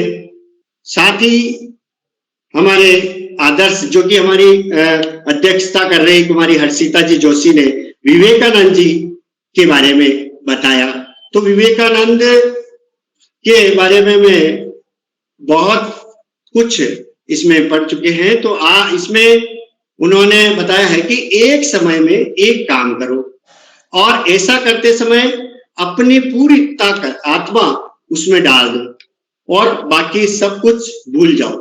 आपको जो भी काम करना है तो उसमें सारा मन लगा के कार्य करें।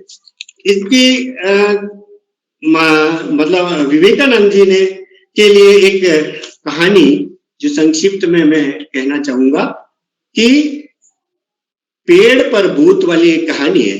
मतलब स्वामी विवेकानंद बचपन में, उनका नाम नरेंद्र था, और नरेंद्र जब 8 वर्ष के थे तब वो घर के पास ही एक बगीचा था, तो उसमें साथियों के साथ खेलने जाया करते थे।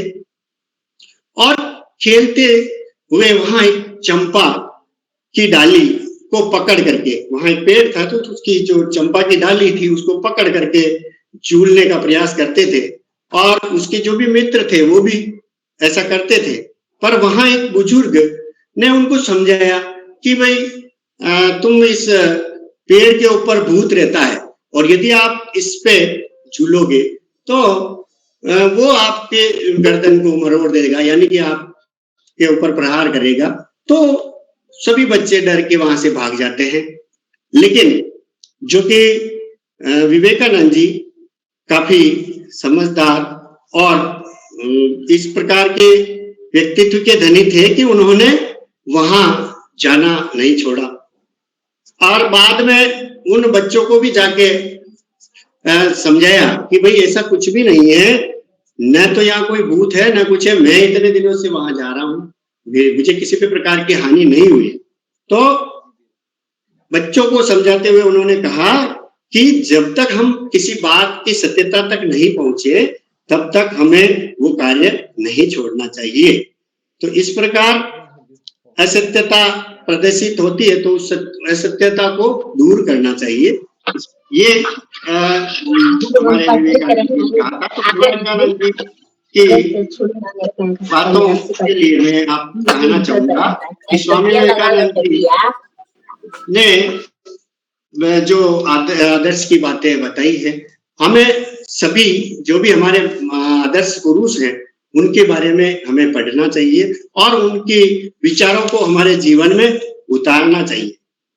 एकमात्र महापुरुष जिसमें जीवन ज्योति है, लाखों लोगों को जीवन ज्योति प्रदान कर सकता है, उन्हें सन्मार्ग पर ला सकता है। इस प्रकार मैं अंत में यही कहूंगा कि स्वामी विवेकानंद ने कहा था कि उठो जागो तब तक मत रुको जब तक लक्ष्य प्राप्त न हो। इस प्रकार मैं सभी बहनों भाइयों से अनुरोध करूंगा कि वो ज्यादा से ज्यादा महापुरुषों की जीवनियों के बारे में पढ़े और अपने जीवन में उतारे। साथ ही में हमारे जो बाल प्रहरी के संपादक और कुशल सूत्रधार को भी मैं हार्दिक आभार प्रकट करना चाहूंगा, बहुत बहुत बधाई देना चाहूंगा कि उन्होंने उनके माध्यम से मैं इस कार्यक्रम से जुड़ पाया। बहुत बहुत धन्यवाद जी। आदरणीय डॉक्टर विष्णु जी, आपका विशेष रूप से आभार। आपने पूरा समय इस पटल को दिया, बीच में नेट की वजह से आप जुड़ नहीं पाए थे, तो मैं एक बार आपका आभार व्यक्त करता हूं और आभार व्यक्त करता हूं इस पटल पर जितने भी साथी हमारे जुड़े हैं और आपका बाल साहित्य में महत्वपूर्ण काम है। तो एक बार मैं इस पटल पर जुड़े हुए आदरणीय आकाश आसर सर, उप निदेशक शिक्षा विभाग उत्तराखंड, आदरणीय हमारे बीच क्षिप्रा जोशी जी खटीमा से जुड़े हैं, मैं उनका भी स्वागत करता हूं। और इस पटल पर आदरणीय प्रकाश पांडे सर हमारे बीच हरिद्वार से जुड़े हैं, इरफान अहमद साहब और उमेद सिंह आदि कई साथी इस पटल पर जुड़े हैं। आदरणीय डॉक्टर बीसी जोशी साहब चंपावत से हमारे बीच जुड़े हैं। मैं अन्य कई साथी मैं आप सभी को प्रणाम करता हूँ। आप सबका स्नेह इस पटल को मिलता रहेगा। जितने भी साथी प्रत्यक्ष या अप्रत्यक्ष तौर पर इस पटल पर जुड़े हैं, मैं आप सबसे निवेदन करूंगा इस पटल को समृद्ध बनाने में विष्णु जी अपना माइक बंद कर लेंगे और इस कार्यक्रम में हमारे बीच सुमित श्रीवास्तव, विष्णु जी अपना माइक बंद कर लेंगे। सुमित श्रीवास्तव जी हमारे बीच जुड़े हैं और जितने भी मित्र इस पटल पर जुड़े हैं सभी से निवेदन करता है इस पटल को